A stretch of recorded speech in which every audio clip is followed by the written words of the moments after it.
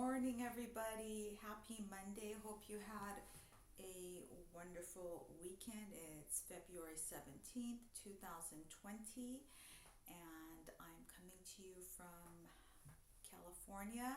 Thank you so much for being here with me. And today's vlog is another interesting vlog regarding experiences in the state of California penal system and how the state of California handles its, alleged rehabilitative efforts and my experiences firsthand and my opinions with the system as far as being arrested, charged, jailed, imprisoned, and having experiences incarcerated in California. I don't know about any other state, although I do know that a lot of the procedures do parallel each other, and I know that quite a few other women and men talk about their experiences, and I think they have great ideas for their videos. And today's vlog, I'm going to talk about the private prisons for males and females in the state of California. And I would like to preface with this. There have been several people who have contacted me lately and asked, when is my next vlog? When am I going to do more chats and vlogs on my YouTube? And so the reason for the space between my vlogs lately has been because, and I'm really excited about this, and I wish it would go quicker, but it's not.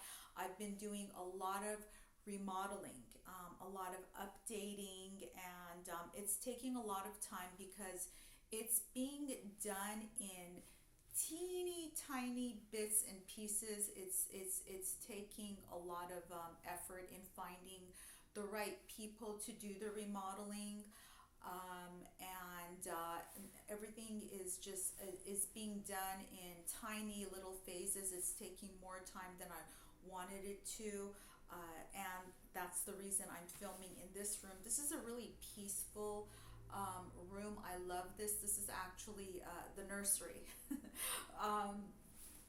But I love this room. It's a yellow and more mid-century room with the hardwood floors, and it's to me it's very zen. So I like the peacefulness here, and there's a picture window that faces outside. So if you do hear any traffic sounds, anything like that, that's because of that.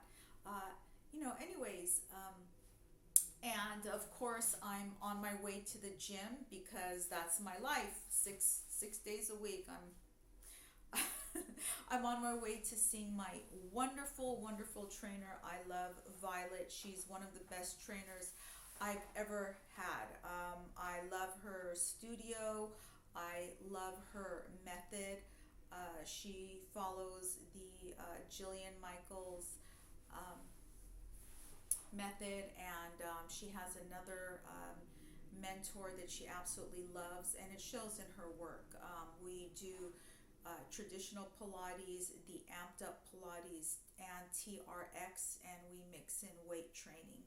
And I really I like her a lot. She's amazing. So Violet, hi, and I'll be seeing you soon. So today I am talking about the private, and I do put it in quotes, private prisons in the California system, penal system. And I want to say this about it.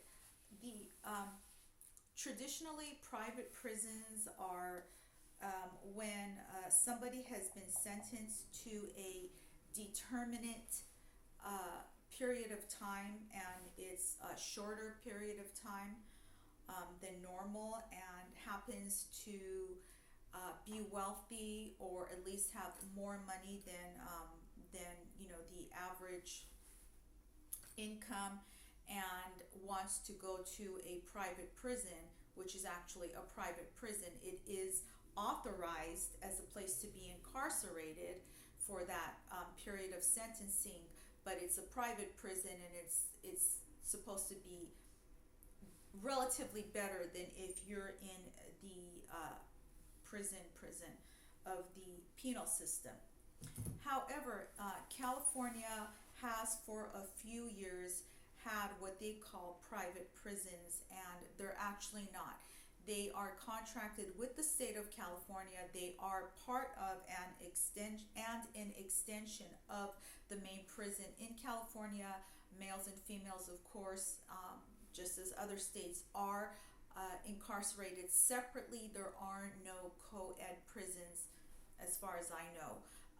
The only co-ed is if you are sentenced to or on an evaluation and you're sent in California to Patton State Hospital, which is actually part of the DOC, Department of Corrections, I believe, or it's staffed by the Department of Corrections, and that is co-ed. That is males and females together.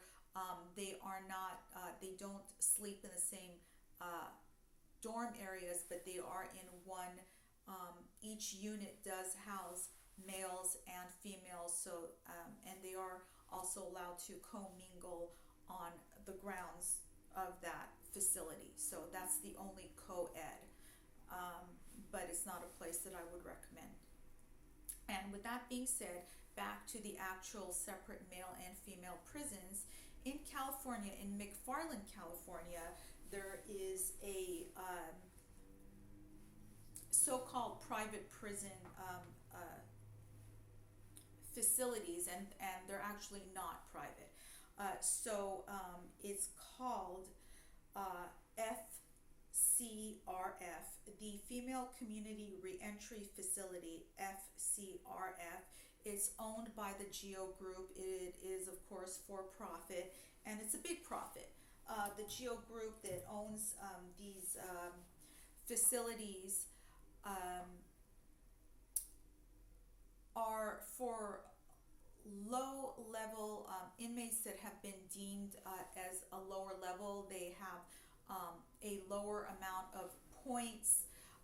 They have relatively lower sentences, non-violent. And so what happens is that after they are sentenced and transferred to, for females, CCWF, which is currently the main prison in California for all of California. It's in Chowchilla, California, in the middle of the boondocks, as people would say. And for the men, across from that prison is Valley State Prison for men. It used to be VSPW, Valley State Prison for women. However, they did send out all the females from there to CCWF only, so now it's for men. And the way it works is that when you have been arrested and charged with any crime, of course, you go through the court process, and you're either given probation, or the case is dismissed, or you're found not guilty, or you plead out to something, and you plead usually no contest in the end, or you take some kind of deal, or you go through trial and you are found guilty, and you are either again given probation, or you're given a some type of sentence. You are then, if you're in jail while you were undergoing the case, then you will be transferred from the jail in shackles to the state prison at some point, and you will be sent to the reception center. That's the receiving prison, which is CCWF for females in Chowchilla, California. There is one other main prison in California for women, that's CIW, that's in Chino, California. It's smaller than CCWF, but still in its own right, it is rather large.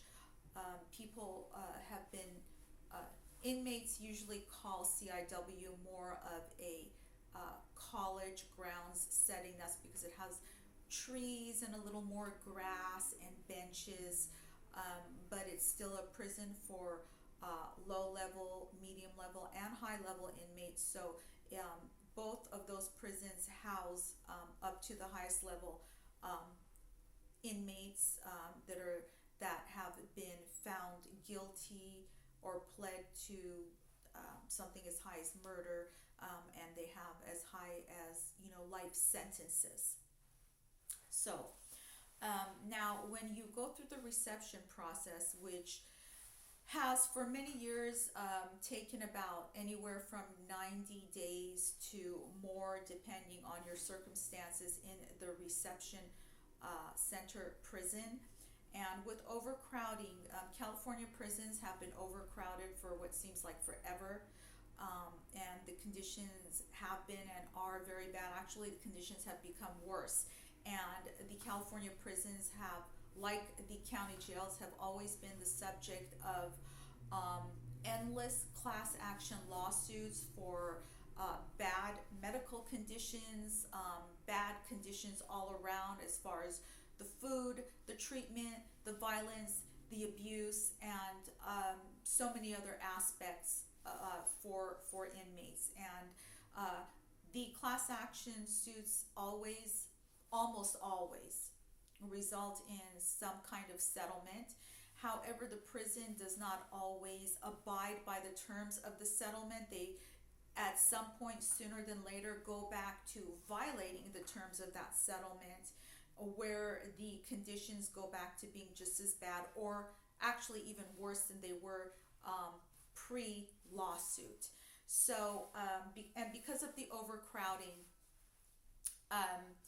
and this is where rehabilitative measures come in. Do they work? No, because I don't believe, and a lot of people don't believe, that they're actually trying to rehabilitate inmates. They don't. It's of course, and I have a long arrest history, unfortunately, but it penalizes inmates, and they come out worse than they went in because there's so much abuse and trauma in there that you come out with a either hurt state of mind, and or you're angry, you're indignant. This is the human condition. They have a lot of resources, but they do not. They're not for the inmates. The system is not for the inmates. It doesn't help. It doesn't help people, and that's how it's always been. For years now, for too long. When you are released, if you have a release date, you're released still with only $200, and they have not taken in the factors of inflation. That these days $200 does not, it doesn't go anywhere really. By the time you get out, if you don't have family or friends or somebody to help you, to pick you up, you pay for the bus ticket, you pay for shelter, you pay for food, and that probably runs out that same day as you're released. So, getting back to the so-called private prison sector of the state of California penal and incarceration system. This is based on my experiences and my opinions only, and I have spoken with other inmates and their experiences as well. So, for a few years, as I mentioned, there has been a so-called private prison run by the GEO Group, and it's all about money. The bottom line is the topmost profit that they can make, and they make profits by transporting inmates and by keeping inmates incarcerated. It's all about making money. It's not about releasing inmates to a better circumstance so they can do better in life. And as far as I knew, or I had read someplace in the news, the private prisons had been closed down and banned in California, but I see, from what I can see on the web, they are still up and running. So I'm going to read you, and this is on california.gov. These are not private prisons. I don't know why they call them private prisons. These are not prisons that you can pay for if you have the funds and the ability to be housed in a better place to do your relatively short sentence. These private prisons, for example, in McFarland, California, run by the GEO Group, are very high on corruption, are there only for profit despite whatever else they might allege. And so I'm going to read to you on the website of itself, California Department of Corrections and Rehabilitation. I put rehabilitation, corrections and rehabilitation in quotes because I don't believe that any such thing exists. There's nothing correct about the system in California. McFarland Female Community Reentry Facility. Physical address: 120 Taylor Avenue, McFarland, California. About the facility: the Female Community Reentry Facility, FCRF, opened in August 2014. It is a 300-bed dormitory-style setting facility located in McFarland, California, in Kern County. FCRF's mission is to provide pre-release programs for female offenders who are within 3 years of release and demonstrate a willingness to maintain appropriate behavior to benefit from the offered programs. The FCRF provides a variety of programming to include gender-responsive cognitive behavioral treatment for substance abuse, anger management, family relationships, and criminal thinking, and the pre-release transitions program. Basic education, including general education development, is also offered, as is a career technical education CTE class for office technology. College courses are available through the Voluntary Education Program. FCRF female offenders can also participate in a supervised offender-operated hair salon. Okay, so I'm going to break this down for those who are not initiated and don't know. And I will also, in this way, be providing more information to those who have been initiated by either having family and or friends in the system and having a brush with this. So FCRF is not actually a private prison. It is a smaller prison facility. So when I was transferred from the county jail to the state prison, CCWF in Chowchilla, post-sentencing, I was deemed a low-level inmate because my sentence was relatively short. The charges were nonviolent, so petty theft with a prior. I don't think the punishment fit the crime because petty theft should not carry a prison term, no matter what loopholes the court system tries to use, even despite my arrest history before that. I would have been open, and I even insisted on getting some kind of help because it is an addiction. Addiction is not limited to substance abuse, and I have never really had any substance abuse issues. So,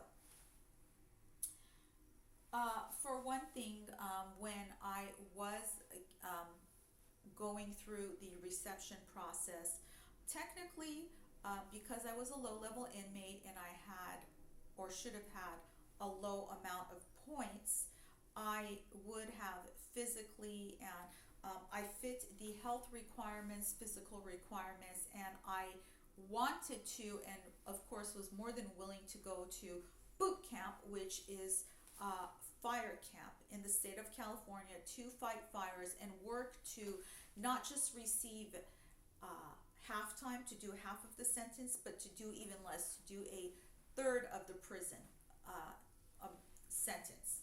And it is very labor intensive, but I was able and so very willing to do that. However, the staff in the prison system would not let me go because of my prior arrests.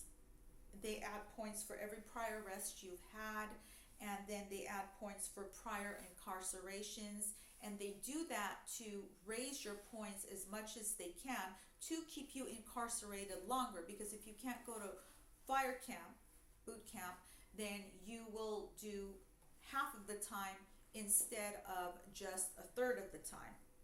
To do any time is bad, and I emphasize that, of course, especially in California, because the prison system being incarcerated has become so much worse. There are so much more drugs in there, and as a result, violence and corruption. The COs, the quote-unquote correctional officers, smuggle in drugs because they're not getting paid as much as they want to. So when they bring in drugs for the inmates, there's always kickbacks and profit in that, and other advantages for the staff. And the more drugs there are in there, the more greed, the more violence among the inmates, and there's a lot more illness and a lot more problems. And this has significantly increased in the over the years, and that's on the inmates' side. The staff are encouraged to do what is necessary, jump through any loopholes to keep the inmates incarcerated longer, and that's one way to make more money. So, at any rate, I was given a lot of points, but at the end of the day, I was a low-level inmate because of my nonviolence and my relatively short sentence. However, they would not let me go to boot camp because they raised my points. The counselor, when he was doing the administrative process in the reception center prison, did try to get me into the so-called private prison, which is for lower level inmates. And it's a different setting. There's still drugs in there, but it's a smaller amount of drugs because it's more of a fishbowl environment where everything is monitored more closely. However, it's just as corrupt in there. So once I and a group of other inmates, a large group of inmates, were undergoing the transfer day through R&R, which is reception and release of every prison, we were then bused, and it took a few hours to get from Chowchilla to McFarland in Kern County, and we went through the reception process again over there. But that's just a matter of formalities where you get medically screened, you get a short mental screening and orientation, and then you are assigned to whatever dorm. There are 4 dorms there, and I believe it works the same way for the females and the males facility in McFarland. And there's a total of 300 beds formally. However, many of the beds, the bunks or the single beds, which are just a metal frame and that's it, and you get a gym mat, which is called a so-called mattress. A lot of times they are broken or in ill repair, so there's not always 300 beds available, at least in the females facility in McFarland. So that cuts down the bed capacity. At any rate, the 300 are divided among 4 dorms. So I will say this, there is no privacy there.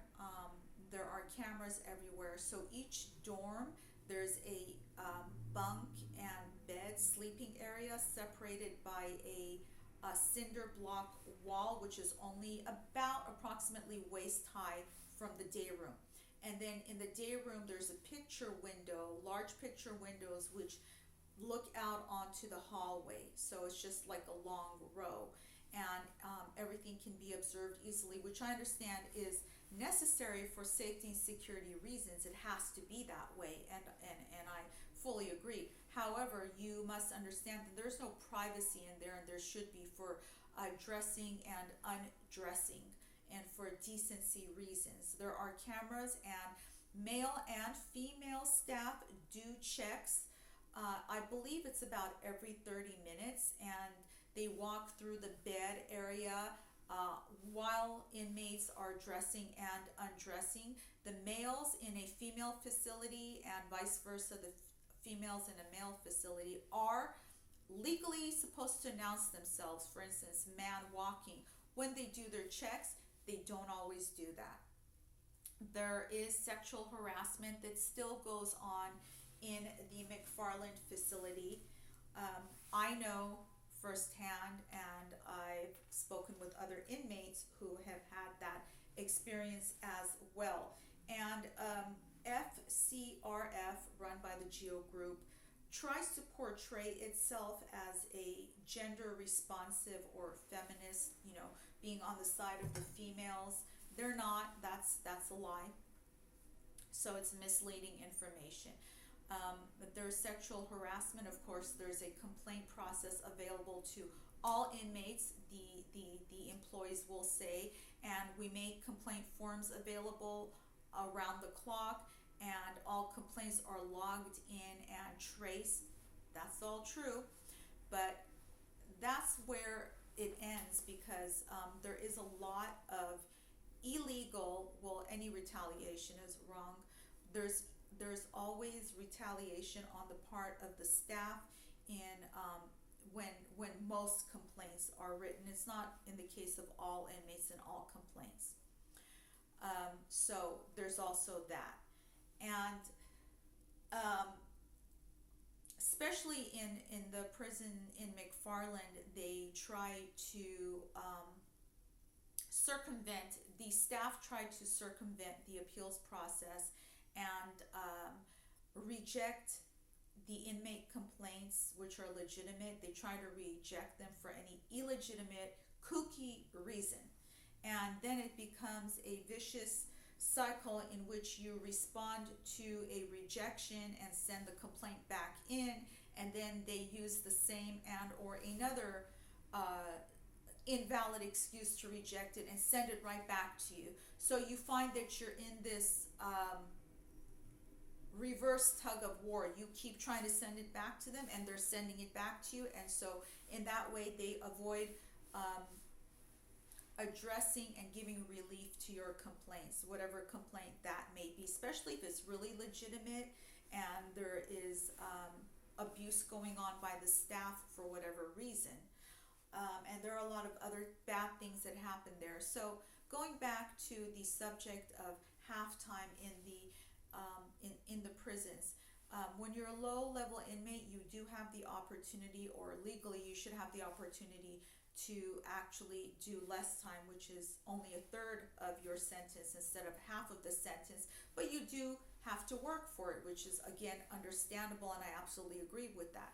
So this facility does claim to have a host of programs for you to earn your way through doing a third of your sentence instead of half of your sentence. And they do have a host of programs. They just don't let you do it. So that's just for show.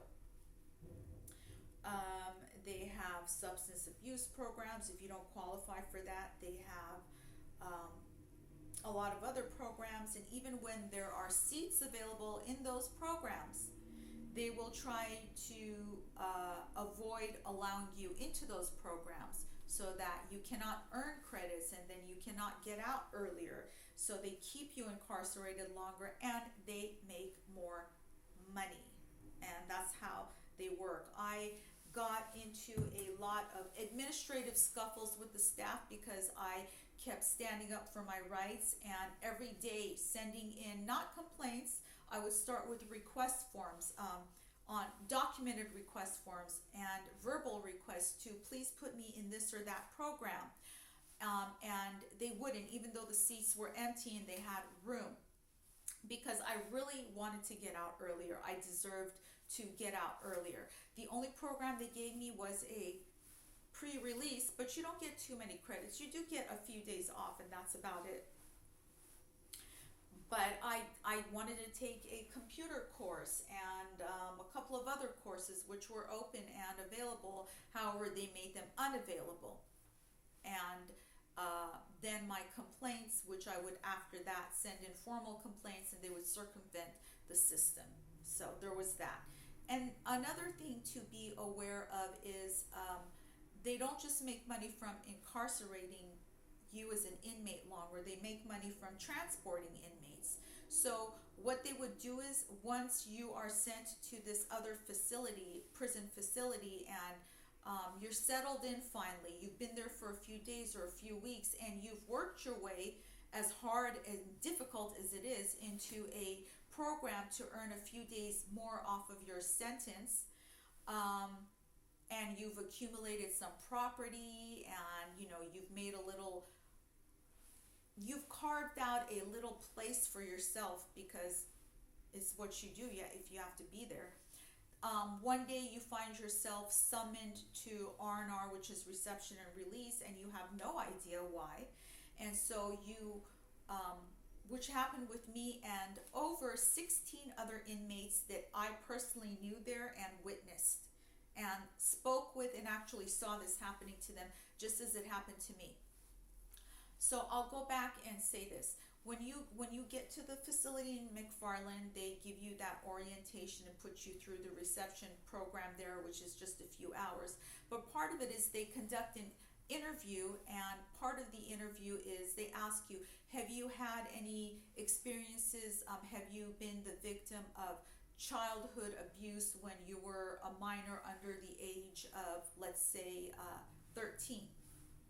Just an example, and a lot of inmates have. That's why they grow up, dysfunctional, because they were part of dysfunctional families and they were victims of childhood sexual abuse and or other abuse. It's very common. So in answering honestly, if that had happened to you, say yes. When I was under the age of 13, and you're what? You're about in your 30s now.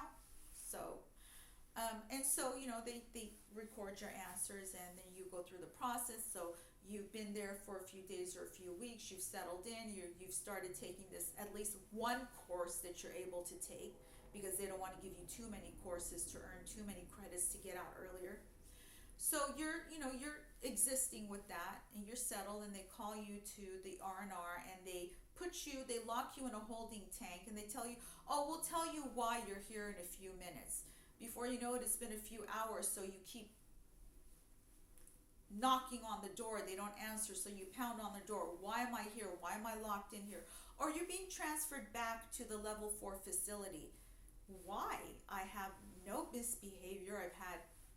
I've done nothing wrong. Oh yeah, it's not because you've done anything wrong. It's because you have to have a mental evaluation. Mental evaluation for what? I passed my mental evaluation as part of the reception process when I was back in the Chowchilla prison with flying colors. Yeah, but there's been an incident since then. What incident? I don't understand.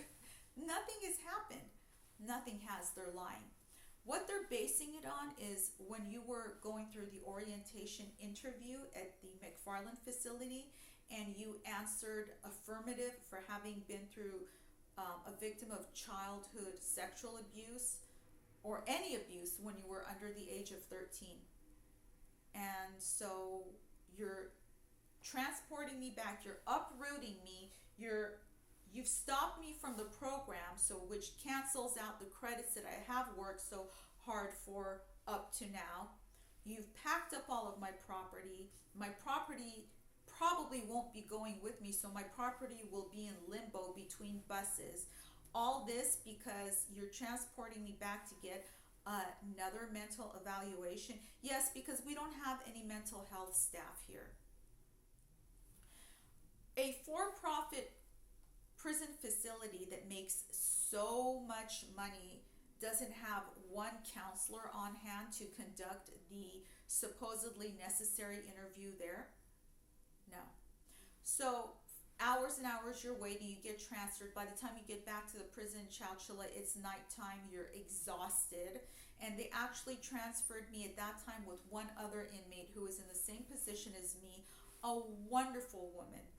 And she was really, really upset about this, and I can understand. She had been even there even longer. She had been taking college courses where she had earned even more credits than me, and now everything was effectively canceled for her as well. So we got transferred there. I was uprooted back through the reception process there again, which is really involved and traumatic. And it took several days, and then I was interviewed by the mental health staff there, and the mental health staff told me, this is so wrong and ridiculous. They did not need to do this to you. And I said, that's what I kept saying, but they didn't care. So he told me, no, I'm clearing you again, and you should be transferred back there. So fast forward a couple weeks later, I'm back there going through the reception process in McFarland again. And then they claim, because some glitch where they lost the information, they're transferring me back. And they did this to me 2 or 3 times until they eventually kept me in the Chowchilla prison to do the rest of the time, and I lost all of the credits that I had worked for, so I had to go through fighting administratively to get a pre-release program there and get some credits there. So in essence, I basically did all of the halftime instead of just a third of the time. And this is what they call private facilities, which are not private. As far as having positive programs to help you there, they don't. They're not making those programs available to you, even though they are available. There are seats available, there's space available. They do have a hair salon there, but it's not a hair salon. It's one room in the facility where you have to submit a request months in advance, and you might get your hair trimmed by an inmate who has a cosmetology license, and that's about all you get there. And then the inmate picks and chooses their friends over whatever other inmate has submitted a request form. So sometimes you don't even make it to get your hair trimmed. So there's no hair salon there. As far as a library, I want to point this out. They have a little room there which is filled with shelves and shelves of books, and you fill out a trust withdrawal form. There is a CDC form, which is basically you're authorizing them to take money off of your books if you have books, if you don't return the book that you checked out in a timely manner, whatever the time constraints that they set out are. But here's the thing, the prison, the facility, the system never paid for these books. These are all books that have been confiscated from inmates who, for instance, have family who can send them books and periodicals, but have more than the allowed amount that they somehow accumulated. So they get confiscated, and they have an entire room full of really good books. Sometimes even brand new books, but they are potentially charging you for something that they never paid for. So they're making a profit off of that, and that's actually a form of theft, which is what inmates get charged, which is what inmates are inmates for, because at some point they had been arrested and charged for theft, and they're sent to jail or prison for it. So this is what the system does. So these books are strictly never bought or paid for by the system, but they are charged money for, inmates. For instance, when you get transferred, they don't give you the opportunity to turn those books into the library. they stay in your property, or they even take them out of your, because they go through your property when you're being transferred, and they go through your property with a fine-tooth comb to look for contraband. And in the process, if they see a so-called library book, but a book that you've checked out, they take that book and they throw it to the side. That book might get turned into the library at some point. It might never get turned into the library. And if it doesn't, you're getting charged for it because it was never turned in, which is the fault of the employees, the staff there. And that's another downfall. So these are some of the aspects of the so-called private prison industry, and the tricks and games that they play to make more money off of the backs of inmates. I've heard other former inmates talk about this. And you know, when there are staff, these private prisons, so-called private prisons, are staffed by CDC, which are the actual Department of Corrections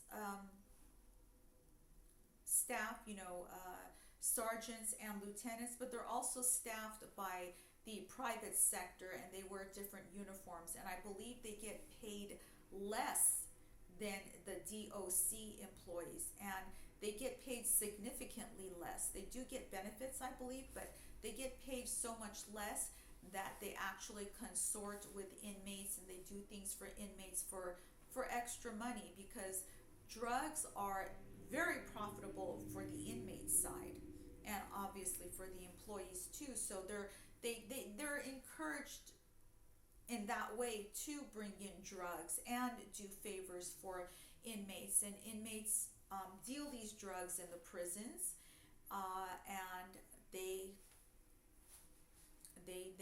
profit big time as well, and it creates a lot of violence, a lot more violence, and a lot more danger. And the things that drugs do to people's minds, I mean, I've seen it firsthand what it does. I was in the Chowchilla prison. I was housed in an 8-man cell with some of these inmates, and it's truly violent and horrible. It's so dangerous. I mean, there's just the atmosphere. You can feel it. You can physically feel it in the air, the energy, and it's just increasing every day. I witnessed an inmate having a stroke and becoming paralyzed from the drugs.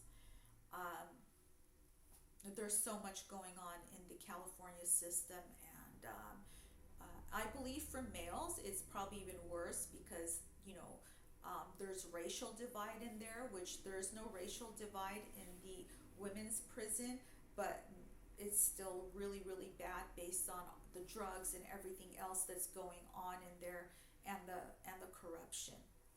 So I just wanted to provide some insight into how things are run in the California penal system. And please, if you have any suggestions, any questions, any interests, I'm more than happy to hear from you guys. You know, I'm always open. Feel free to contact me. Anything that I can do on a positive note to provide more information, to help, to inspire, to encourage through my own experiences, I would love to do that.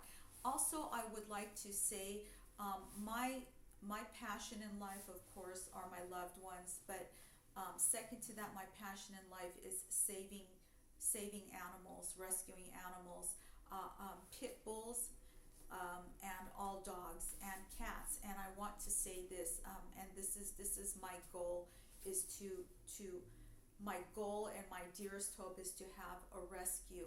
And I want to say this: please adopt, don't shop. There are so many beautiful, wonderful, needy dogs and cats in shelters that need homes, and I go to shelters almost every other day to give them treats and visit them, and I feel so bad for them from the bottom of my heart.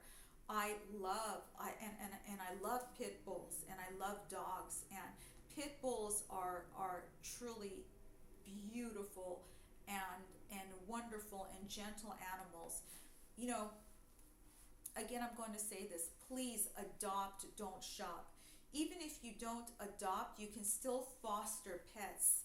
Fostering pets still saves them, and even those shelters that are called low kill or no kill, they do actually, even the no kill shelters still do euthanize some dogs, and dogs and cats should not be killed. Please, please, rescue a pet, rescue an animal today if you can, even if it's just to foster so that they are not euthanized. I thank all of you. Thank you for being here, and I look forward to seeing you again very soon. Thank you, and have a great week to come. Bye.